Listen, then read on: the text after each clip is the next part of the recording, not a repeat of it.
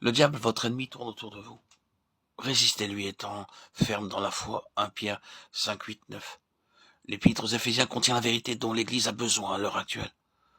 Nous avons ici une révélation de la volonté divine concernant le corps de Christ.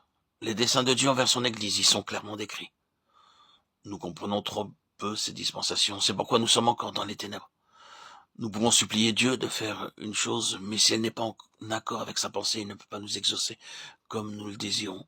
D'après les Écritures, on voit clairement que les hommes deviendront toujours pires et que dans les derniers jours, il y aura des temps fâcheux. De Timothée 3, 1, 5. Les ténèbres s'épaissiront et s'étendront sur la terre. Dès maintenant, Christ prépare son Église en l'élevant par la foi en esprit dans les lieux célestes à être transmis à la rencontre du Seigneur. Dieu désire envoyer une effusion spéciale de son esprit pour réveiller l'Église de Christ à travers le monde, pour qu'elle se lève, se prépare au retour du Seigneur Jésus.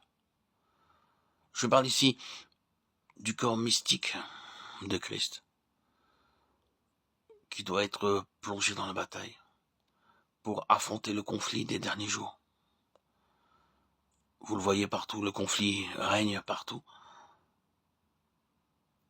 Là où régnait le calme plat et le conflit vaut mieux que le calme plat, le service du chrétien aujourd'hui est différent de ce qu'il était. Il semble y avoir deux sphères distinctes de service parmi le peuple de Dieu.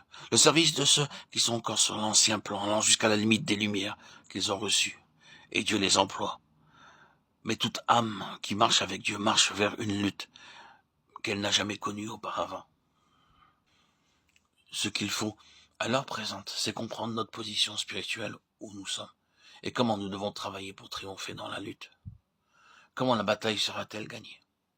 Par ceux qui comprennent comment il faut prendre position en Christ au-dessus de toute principauté, de toute puissance, et qui resteront fermes dans cette position de victoire en Christ jusqu'à ce que les puissances des ténèbres soient vaincues et que le peuple de Dieu soit délivré.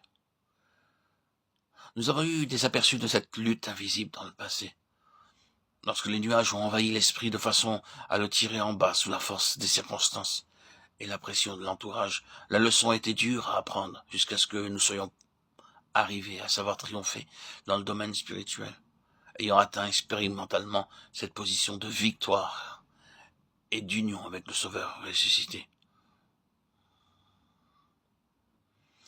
Au sujet de ce conflit spirituel, nous lisons le chapitre 6 des Éphésiens, où nous écoutons Paul qui écrivit cette lettre de Rome.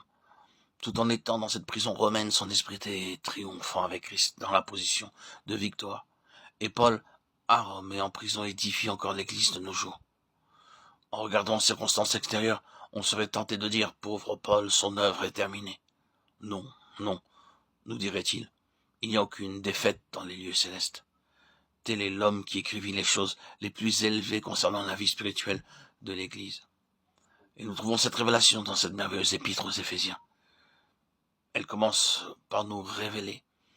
Christ, assis à la droite de Dieu, se termine dans le 7e chapitre par le message de la guerre spirituelle du chrétien.